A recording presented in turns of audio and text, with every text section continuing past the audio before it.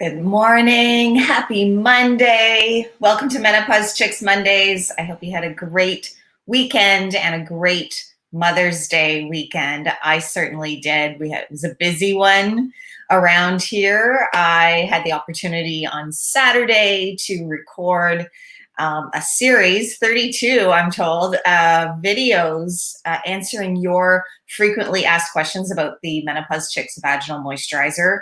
So I'm pretty excited about that, getting the word out to more and more women who want to learn about how to prevent vaginal dryness and treat it. And the more we can make sure that women know they're not meant to suffer and suffer in silence, the more excited I get. So that's coming up. Stay tuned for that. I am wanting to talk today about a question that I got over the weekend from a member of our community. She has been a member for a very long time. I forgot to look up how long she's been a part of the group, but she sent me a text message on Saturday, and it was a good one. It's about hormone therapy, and so I thought I would dedicate today's episode of Menopause Chicks Mondays to talking about hormone therapy.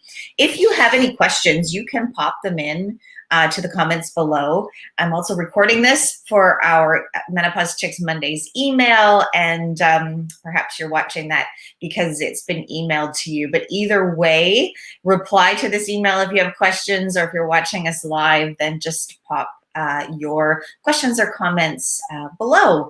And then when we're kind of finished talking about hormone therapy, I want to run down all of the educational opportunities that are still available and on the calendar for the rest of May. There's a lot going on, but I love how many of you are investing in your health, putting your name at the top of the to-do list. And what I'm finding, especially with some of the members who have taken the Menopause Masterclass, we're doing another session this Wednesday, May 12th. But if you take the Menopause Masterclass, I'm finding that there's just this sense of relief with the members that I've spoken to. It's like, oh, I knew it was complicated, but now that I have this information, it's not as complicated. It's not so overwhelming. And I think that's fairly common when we're learning about anything new or getting clarity on a topic for the first time. It's that once you have the information, you feel a lot more empowered, you feel wiser and smarter, and you feel in control. Like, oh, I know what questions to ask, or oh, that resonates for me, or that doesn't resonate for me. So I appreciate that you are learning and taking in all this information about your health, because I do this all day, every day, but I know that you want to get as informed as you can and then get on with living your best midlife. So that's the goal. Okay, let's talk about hormone therapy. And I'm maybe going to bust a few myths. There's a lot of nuance when it comes to hormone therapy, but specifically, this member that I spoke with on the weekend, she was asking, my naturopath says one thing, and I've just read an article in Chatelaine magazine by Dr. Gunter, who's actually going to be one of our experts in an event next month, in the month of June. I've just read an article in a magazine by Dr. Gunter, and she says another. So who am I supposed to believe? And believe is sometimes a word that, believe it or not, gets thrown around when we talk about hormone therapy. I hear everything from, my doctor doesn't believe in hormone therapy, to which I say, it's not a religion. It's not a religion. It's science and common sense. Hormone health is common sense. I want to correct that. Hormone therapy is just one of the options that's on the menu when you are addressing your hormone health and balancing your hormones. You can't even always jump to hormone therapy. It's just one of the items that's available. It's a tool that you and your healthcare provider, you and your doctor can talk about the benefits that it might have for you. But to skip to hormone therapy isn't really the way to go or the message that we want women to get. We want women to be thinking about what lifestyle tweaks are going to be supporting their hormone health. So do they need to make changes to how they eat, move, sleep, manage stress, those kinds of things? We also do a lot of like raising awareness of other things that can mimic hormone imbalance, like iron deficiency, like a thyroid imbalance, like lack of magnesium. Those are things that like might show up as fatigue or exhaustion or brain fog. And if women, as a rule are thinking, oh, it's just perimenopause, this is just something I have to put up with, then they are potentially putting their health, their current health, and maybe their future health at risk or at jeopardy. So if someone says they don't believe in hormone therapy, that's like saying I don't believe in putting gas in the gas tank of my car. The truth is we need hormones to run our bodies. We need gas to run our cars. But how you produce that, hormones are a bit more complex than putting gas in your car, don't get me wrong. But how you produce those hormones naturally, how you support hormone production by taking care of your lifestyle and your nutrition levels or exploring hormone therapy. Those are things that we really need a guide. We really need a hormone balance expert. We need someone that can shepherd us towards the best journey for us. So back to this question about so I'll tell you the specific question. It was, my naturopath says you can stay on hormone therapy for life. And this magazine article says that's not true. It's time limited. So I want to talk with us about what that really means. So first of all, there is absolutely no one size fits all solution, prescription, or protocol. Hormone health is very individualized. We are all unique. We are all different. We all have different health stories. We are all at different ages and stages, and we are all supported by unique health teams with, quite frankly, a unique set of experience, education, expertise, or lack of education, experience, and expertise. There is no one size fits all. If you are waiting for that magic wand to appear, it won't.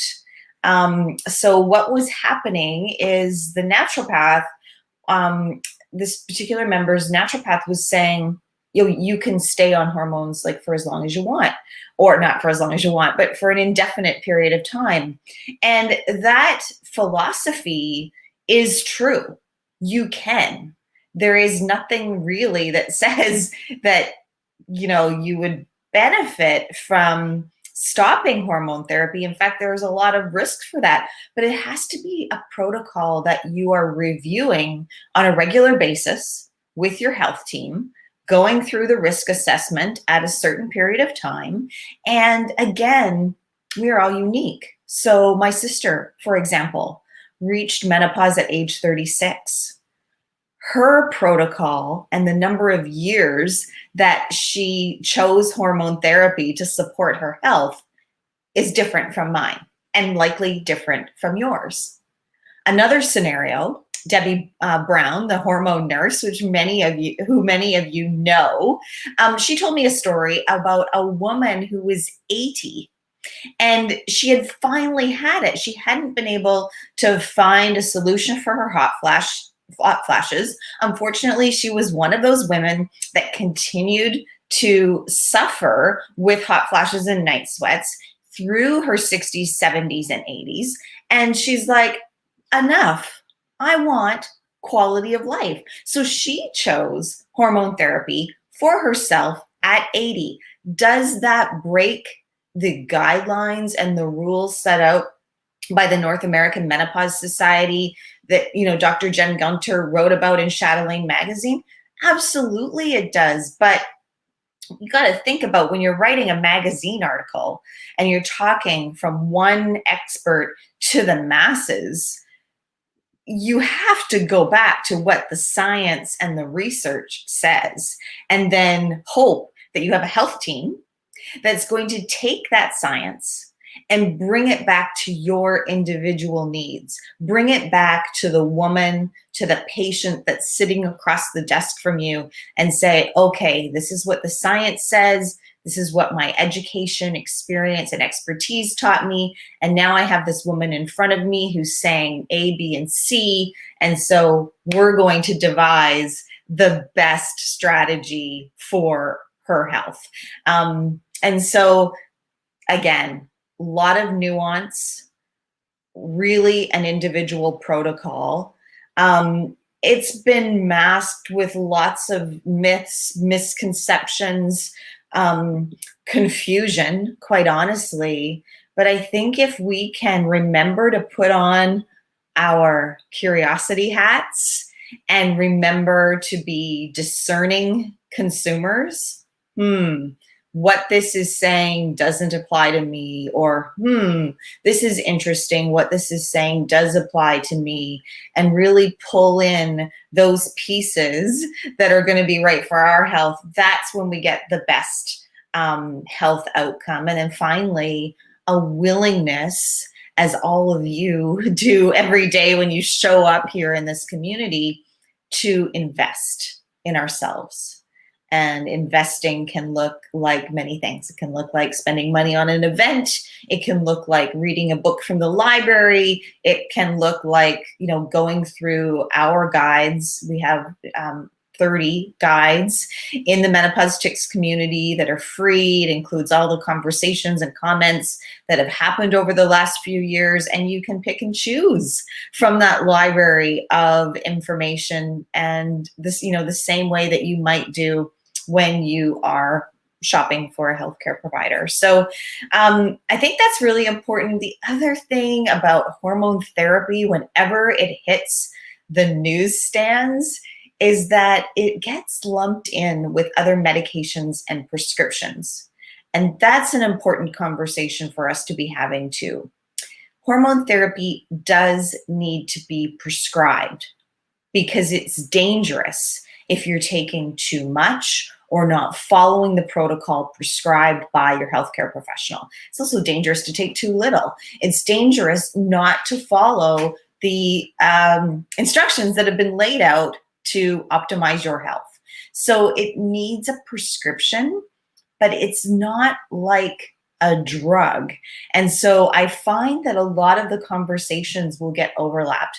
Like I had one this morning where someone was talking about the side effects of progesterone. Progesterone is a hormone. It is fuel, if you will, that our body needs to protect our uterus, to contribute to our brain health, to contribute to our bone health, to help us sleep. But in terms of side effects, the only side effects we should be talking about when we talk about hormone balance, hormone health, is feeling our best. If there are side effects or adverse experiences that happen when you introduce hormone therapy, that should be a big light that goes off that says, oh, I'm not getting enough.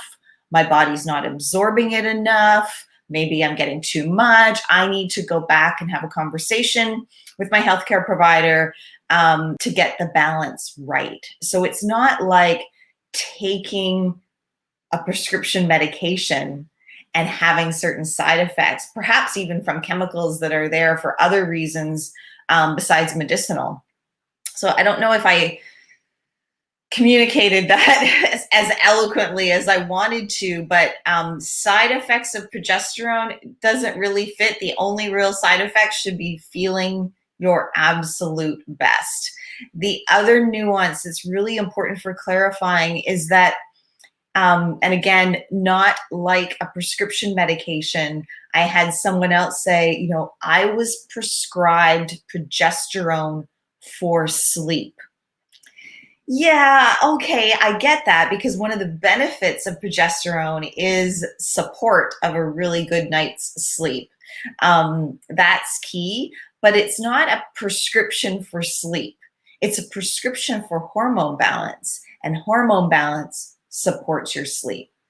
And the reason that that is important to clarify is that we have a society where you can also get sleep medication. And the first night you take it, like you expect to get a good night's sleep. It's like, if this problem, I want this solution, boom, where's my answer? And why isn't it happening already?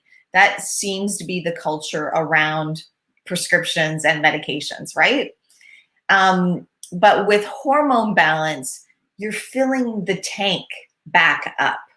So maybe you have been without adequate levels of progesterone for a few months or maybe for a few years. So the first night you take it, you might not get that magic wand solution that you were thinking you were going to get if you think about taking a progesterone hormone therapy versus a sleep medication, for example. It just doesn't work like that. Unless, I'm sorry, but there's always an unless the placebo effect works for you. And the placebo effect is amazing because if we tell ourselves that something will work, it automatically gives us a 30%, up to 30% chance of working. So placebo laid on top of the benefits of balancing your hormones, like you really stand an opportunity to achieve hormone balance and feel your best. Yeah, and so I wanted to just to wrap that up, make sure that we're understanding hormone therapy is not one size fits all. It's a very unique and individualized protocol. The length of time that you stay on hormone therapy is going to depend. I'm sorry, but that's the answer. It depends on so many variables. Your health goals, maybe a risk for osteoporosis, maybe the education and expertise that your healthcare provider has already had with his patient panel or her patient panel up until now. All of those things need to be considered, go into the mix, and then you choose the journey that's right for you. Okay. Oh my gosh, 17 minutes already. I want to, again, I know it's the day after, but wish all of you a happy Mother's Day weekend, Mother's Day Monday. We had 3 gifts that we threw out over the weekend. And I've extended them to today so that you can take advantage of them. One is pay what you want for our best of set of resources. So you get an e-copy of Mokita. You get the ultimate guide to perimenopause, menopause, and beyond with my own doctor. You get the sleep, stress, and sex session with Dr. Balpawa, and you get a full-on well-researched presentation on hormone therapy with Dr. Karen Parmar. And if you want to continue this conversation like we were having this morning, I highly recommend that you watch her video. So all of that has been put into what I call the best of menopause chicks, and it's pay what you want. So I'll include the link below. You can also get a free ticket to any of our upcoming events simply by ordering from Pure Pharmacy this month. So go to purepharmacy.com/menopause-chicks. Place an order for the vaginal moisturizer if you like. Get the lubricant that I use from Good Clean Love. You can get omega-3s if you're thinking about investing in your brain health. There's the FerroPro Iron, which we talk about a lot. Vitamin D, magnesium, just a really great way to invest in your health. And as soon as you do that, send me the e-receipt and I will give you a code so you can attend one of our free tickets, our free events. So it's a $25 value. And then finally, I'm just really anxious to get all of our members, new and alumni, a copy of Mokita. So for the rest of today, you can get the e-copy for $1. So those are the 3 gifts that we threw out for Mother's Day. I hope you all take advantage of that.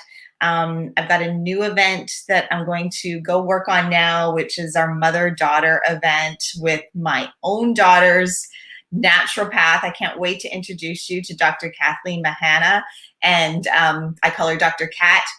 She is going to do a mother-daughter event with us. So that's really exciting. It's coming up on May 19th. And then, and then we have 2 amazing events with best-selling authors. Dr. Lori Brotto on May 26th. She's our sexpert, and she's going to be talking about libido and women's sexual desire and sex in a multitasking world, which is a very popular topic right now. And then in June, we have Dr. Jen Gunter, who's in this month's issue of Chatelaine magazine. It's called Ask a Gynecologist. And yeah, you don't want to miss this event, especially if you have questions, around, and we get a lot of questions around how to talk to my gynecologist. Those of you that have had a hysterectomy, are considering a hysterectomy, want to know the benefits of an ablation. There's so many questions that we feel really blessed to have an OBGYN join our community. And she has a new book coming out, which you'll get a copy of, an Audible copy of, just by signing up. So that's what's happening. I'm going to include all of that below if you're watching this via the email. I want to wish you a really great Monday, and thanks for tuning in. See you soon.